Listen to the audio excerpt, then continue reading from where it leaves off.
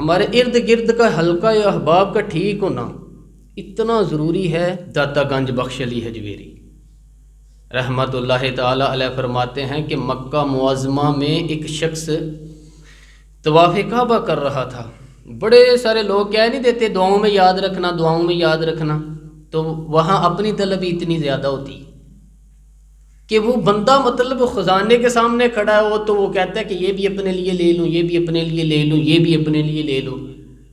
ہوتے ہیں کچھ لوگ جن کو مطلب جو نظروں سے ہٹتے نہیں تو بندہ ان کے لیے دعا کرتے ہی رہتا ہے، لیکن زیادہ نہیں۔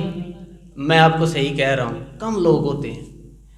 آج جو جاتے ہیں سفر کر کے حرم شریف میں، لیکن بڑی آسانیاں، جہاز کا سفر ہے، بہت ساری آسانیاں ہیں، تو ایک بندہ 6 ماہ سال پیدل اس نے سفر کیا اور حرم شریف وہ پہنچا، وہاں اس نے دعائیں مانگنی ہیں۔ اب اسے کوئی اور یاد آتا، وہ تو بھائی خرچ ہو گیا، اس کا تو وجود تھا تھکن سے چور ہو گیا۔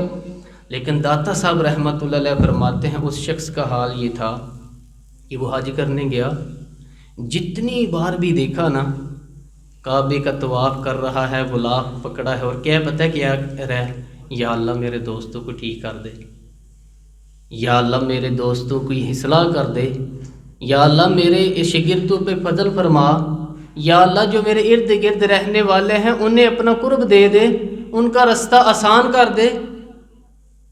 وہ کہتے ہیں ایک درویش سے نہ ہی رہا گیا، اس نے کہا خدا کے بندے کچھ اپنے لیے بھی تو مانگ، جتنی دفعہ تجھے دیکھا ہے تو کہتے ہیں یا اللہ میرے دوست ٹھیک کر دے، میرے دوست ٹھیک کر دے۔ وہ کہنے لگا تمہیں پتہ ہی نہیں، یہ بھی تو میں اپنے لیے مانگ رہا ہوں نا۔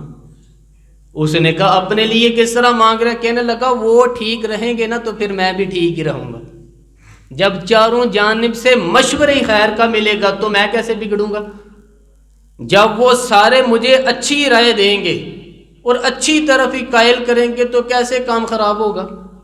تو میں بالواسطہ اپنے لیے ہی اللہ سے یہ سوال کر رہا ہوں کہ یا اللہ انہیں سنوار دے تو تاکہ میرا بھی فائدہ ہو جائے۔